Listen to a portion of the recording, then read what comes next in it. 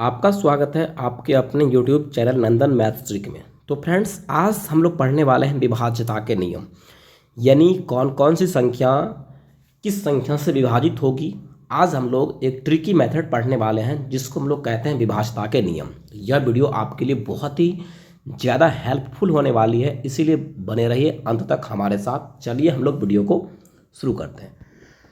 तो फ्रेंड्स, विभाज्यता के नियम तो हम लोग पढ़ेंगे। तो सबसे पहले हम लोग पढ़ते हैं कि दो के विभाज्यता के नियम, यानी कौन कौन सी संख्या दो से विभाज्य होगी उसको हम लोग पढ़ने वाले हैं।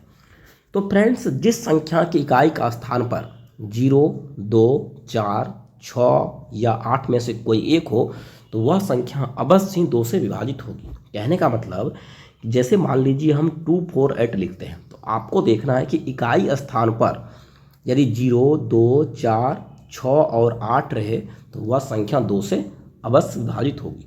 तो यहाँ पर देखिए इकाई स्थान पर क्या है, 8 है, और 8 देखिए यहाँ पर है। इसका मतलब ये 248 2 से अवश्य विभाजित होगी। जैसे मान लीजिए अगर हम 9 इधर ये लिखते हैं 90006, तो यहाँ पर देखिए इकाई स्थान पर क्या है, 6 है, और यहाँ पर देखिए 6 है। इसका मतलब यह भी 2 से विभाजित होगी। तो आपको देखना है कि इकाई स्थान पर 0, 2, 4, 6 और 8 में से कोई एक है तो वह संख्या 2 से विभाजित होगी, अन्यथा वो 2 से विभाजित नहीं होगी। जैसे यहाँ पर ये एग्जाम्पल रहा, यहाँ पर देखिए इकाई स्थान पर 8 है, इसका मतलब यह विभाजित होगी। 2 है, 0 है, 6 है, 4 है। तो आइए हम लोग आगे नेक्स्ट बढ़ते हैं और हम लोग पढ़ते हैं कि 3 से विभाज्यता के नियम। तो फ्रेंड्स, यदि किसी संख्या के अंकों का योगफल अगर 3 से विभाजित होती है तो वह संख्या भी 3 से विभाजित होगी।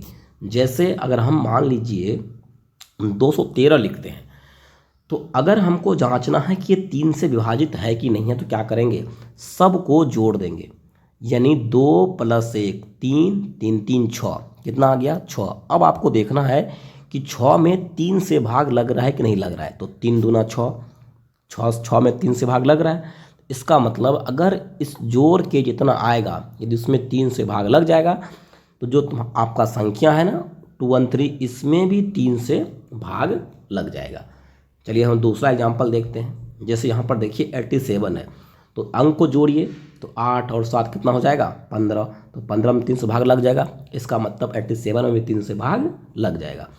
फिर है 153, इस सब अंक को जोड़ दीजिए, 1 + 5 + 3 कितना हो गया 9, 9 में 3 से भाग लगेगा, हाँ लग जाएगा। इसका मतलब 153 में भी 3 से भाग लग जाएगा। 9522 है, इसमें देखते हैं तो सब अंक को जोड़िए, 9 × 5 = 14, 2 × 16 = 2 18, इसका योगफल कितना हो गया 18, 18 में 3 से भाग लगेगा, लग जाएगा। इसका मतलब 9522 में भी 3 से भाग लग जाएगा। तो फ्रेंड्स, आपको सभी अंकों को जोड़ देना है और जितना जोड़ के आएगा उसमें 3 से भाग देना है। अगर भाग लग जाता है तो वह उस संख्या में भी 3 से भाग लग जाएगा, अन्यथा नहीं लगेगा। तो आइए हम लोग आगे फ्रेंड्स, आप कमेंट में हमें उत्तर दें कि क्या 5 4 2 3 4 3 से विभाजित होती है या नहीं है। क्या है, 5 4 2 3 4 या 3 से विभाजित होगी कि नहीं। इसका आंसर आप कमेंट बॉक्स में येस और नो में दें। तो आइए हम लोग आगे बढ़ते हैं और देखते हैं कि 4 से विभाज्यता के नियम। तो इसका नियम क्या है, यदि किसी संख्या के इकाई और दहाई के अंकों से बड़ी संख्या यदि 4 से विभाजित होती है तो वह संख्या भी 4 से विभाजित होती है। जैसे मान लीजिए आपसे प्रश्न पूछेंगे कि 6 to 4 बताइए 4 से विभाजित है कि नहीं है, तो आपको देखना है इकाई और दहाई।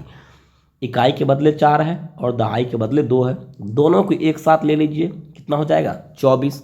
अब आपको 4 से भाग देना है 24 में, भाग लग जाएगा ना, 4 × 6 = 24। अगर इसमें भाग लग गया इसका मतलब पूरा का पूरा संख्या में भी क्या लग जाएगा, भाग लग जाएगा। इसका मतलब 4 से विभाज्य हो जाएगा 624। इसी प्रकार हम लोग आगे देखते हैं। जैसे मान लीजिए यहाँ पर 68 है, तो 68 में अब देखते हैं 4 से भाग लगता है कि नहीं लगता है। तो अब देखिए इकाई और दहाई तो दोनों बन गया, 68 है। अब आपको क्या करना है, 4 से भाग देना है। तो 17 चौक कितना होता है, 17 चौक होता है 68। इसका मतलब इसमें भी भाग लग जाएगा 4 से। अब देखिए यहाँ पर 432 है, तो मैंने आपको बोला कि इकाई और दहाई को लेना है, कितना हो गया 32, इसमें 4 से भाग देना है, तो 32 में 4 से भाग लग जाएगा, इसका मतलब 432 में क्या लग जाएगा, 4 से भाग लग जाएगा। जैसे मान लीजिए आपसे एग्जाम्पल लेते हैं 531, तो यहाँ पर देखिए 1 है, यहाँ पर 3 है, तो कितना बन गया 31, 4 से 31 में भाग नहीं लगेगा, इसका मतलब 531 में भी 4 से भाग नहीं लगेगा। उसी प्रकार यहाँ पर देखिए 1600 है, तो 1600 के इकाई दहाई का अंक क्या है 0, और 0 में तो भाग लगेगा ही 4 से, इसका मतलब ये भी क्या है 4 से भाज्य होगा। तो आपको केवल देखना है इकाई और दहाई दोनों अंकों की संख्या में अगर हम 4 से भाग दे पा रहे हैं तो वह संख्या में 4 से अवश्य विभाजित होगी। आगे हमारा है 5 से विभाज्यता के नियम। यदि किसी संख्या की इकाई के स्थान पर या तो 0 हो या तो 5 हो, अगर वह 0 और 5 है तो वह संख्या 5 से विभाजित होगी, अन्यथा नहीं।